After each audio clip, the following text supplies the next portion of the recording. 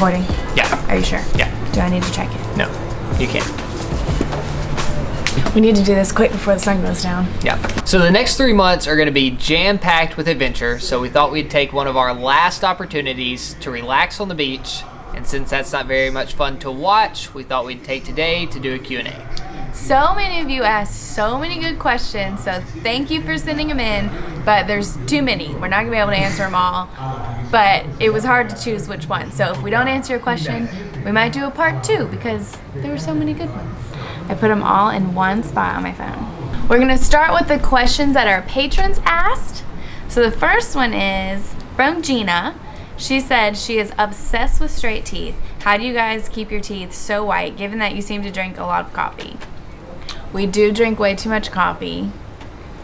That is a question we get asked in the YouTube comment section all the time, and it just cracks me up because I don't know. Thank you for the compliment. That's very nice. But we've never answered the question before because we've never really taken it seriously because we have no special formula for keeping our teeth white. I guess we're blessed with good genes. We usually use Crest, whitening. Hold on.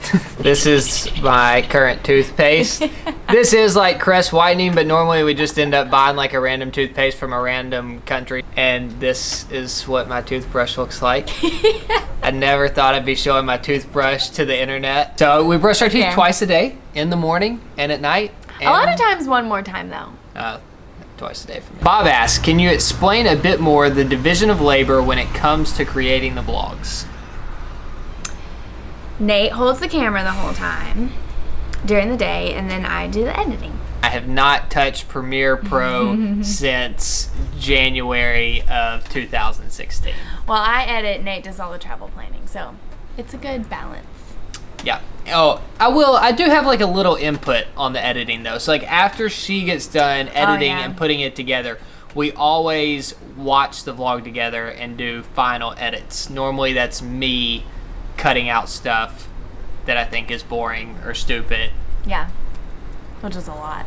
He also asked, how often do you make meals at home versus going out to eat, and how tough do you find it to cook when you're on the road? So this is a funny question. Many people were mad at us for not putting what we made for dinner in the vlog the other night. We went to the store and got stuff to make here because we're spending more than normal on this Airbnb. So we said that we were gonna cook more than we usually do.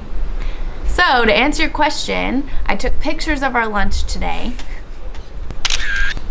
We had soup with rice. We've got a couple go-tos. We like to mix soup and rice together because it's super easy and hearty.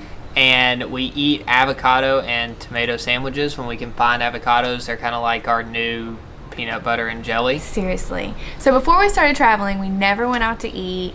We just always cooked at home because I really enjoyed cooking once we got married because I'd never cooked before. She's a good cook.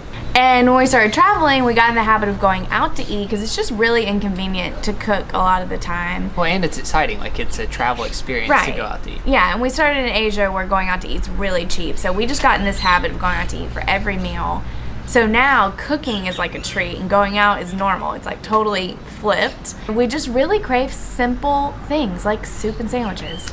We get so excited. Well, and when you show up to an Airbnb, you can't really cook an extravagant meal. Otherwise, you'd be spending a ton of money on spices at the store that you just have to throw away when you left. Yeah. Jim asked, any new favorite food so far from South America? Yes.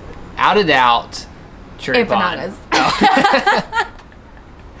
I've really enjoyed. Cherry pie was good. The cherry pies. So are empanadas. I think these might be. But I think Jim. I think these two are. But do you want to look? Go look real quick. We'll be back. There's some confusion with the questions. Okay, hey, will you turn this light out before you come? I think it's gonna make us look nasty. Perfect. Jim also requested that we show the picture of me with a giant afro one more time. So here you go, Jim. All right, on to the next question. I miss those days. James said, how do you select your Airbnbs while on the road? Is it like a last minute snap decision or do you really plan it out? Funny you should ask. I try to be a little more planned ahead than what we are currently, but as of this morning, we had no earthly idea where we were going, And a few minutes ago, I booked a flight to Santiago in Chile, and I still have not booked the Airbnb that we'll be staying in tomorrow night. We have tons of questions about Airbnb because that's pretty much exclusively what we've been using for accommodations for like the last 6 months. So I think what we'll do is save those questions and we'll just do one big Airbnb Q&A. Lisa wants to know what street food we can recommend in Vietnam. I've got 3. I don't even know where to start. So pho will be Naturally, everywhere. yes. So you have to eat pho. But then there's another version of pho that we didn't know about. We didn't read about it in any of the guidebooks. And we had some friends who lived in Da Nang. Can you hear what's happening? There are these vans. I guess it's like advertising. They have huge speakers on the top of them. Okay, so back to the pho sound. It's still there. What, did it park outside of our place? It always does. It's literally done that every day. I thought they just drove by. No, they sit there for a minute so you can hear the whole Pho out. It's pho, but it's fried, so it's not like a soup. It's more of like fried noodles. It is so good.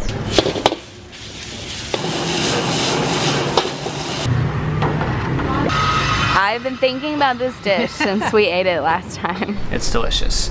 And banh mi sandwiches. Yeah. Let us know how the best sandwich in Hanoi is. This is like a party in a bun. Banh mi sandwiches are the best, especially after you've been traveling through Asia for an extended period of time. Just a regular sandwich is amazing. Yeah. It's getting dark, we need to hurry. So this next question is gonna seem like a shameless plug, but it's really not. We get asked about it a lot, so we thought we should answer it.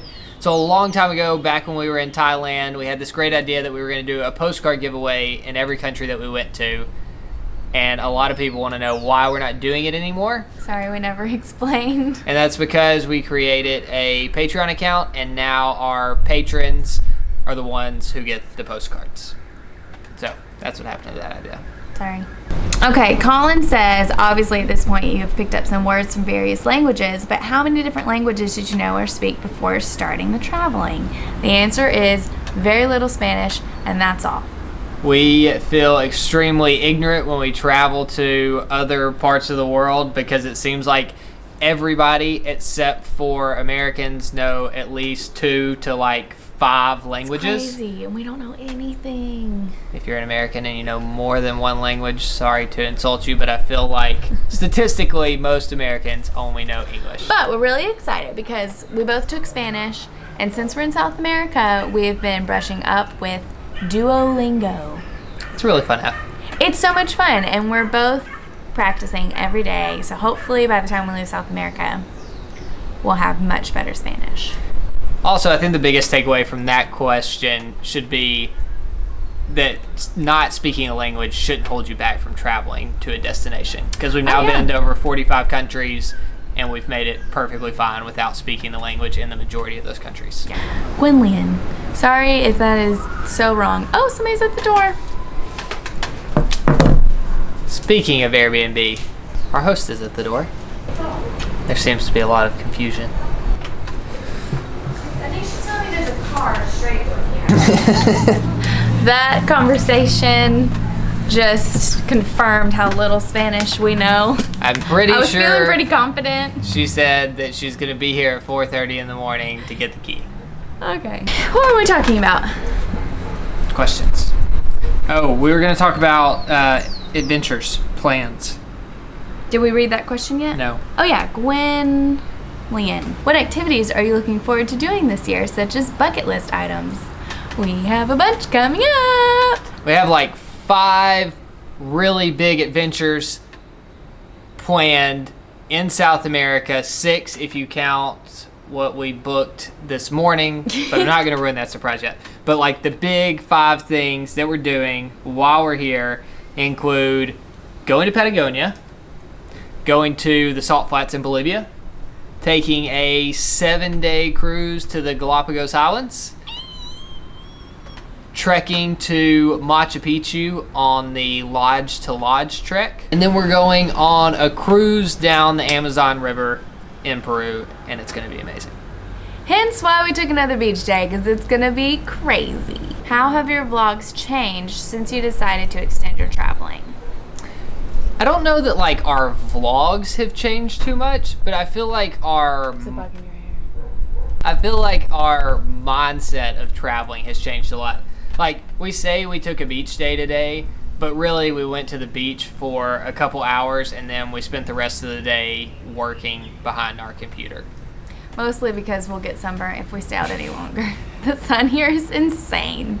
So it's more like our jobs now and less like we just took the year off to go travel. Yeah. With that being said, we feel like we have the greatest jobs in the world. For sure. And we love every second of it. We definitely invest more time in our YouTube channel than we did last year. Like the first half of last year, we were just trying to, see and do as much as possible. But now that this is like our life, like we can't just constantly be doing that or we would get super behind on our YouTube channel and then we'd have to go home. And we'd run out of money. Yes. Which country has the best coffee? That's a great question. I don't think I could single out a single country that has really good coffee, but I definitely have some top coffee experiences. One of them definitely being in Chiang Mai, Thailand. We went to this coffee shop. We actually went to it because our favorite coffee shop was closed. I was really mad, and we get there and there's this super adorable old... How cute is this little coffee farmer? Delivering the beans from his farm, putting them in the roaster right in front of us. Mountain coffee. Mountain coffee? YouTube Yeah. have. Okay. So cool. And it was a really great experience and of course delicious. Alvinfred said, how do you book your airline tickets? So normally we either use Momondo, Skyscanner, or we use our frequent flyer miles. Today was a little different. I booked our tickets for tomorrow today, and I was about to book them through Momondo, and then I went directly to the airline's website just to check on a couple things, and ended up the tickets on the airline's website were $100 cheaper than what it was going to cost me to book through Momondo. So I'm a lot more hesitant to book through Momondo these days. Who knew? He also asked if we've gone into places and had someone recognize us before or ask for a photograph. And how does that feel?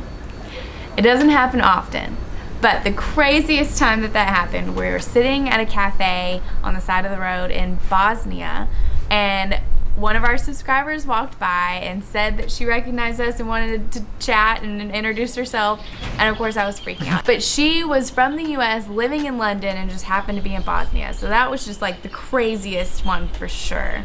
Our camera just turned off because it's been recording for 29 minutes.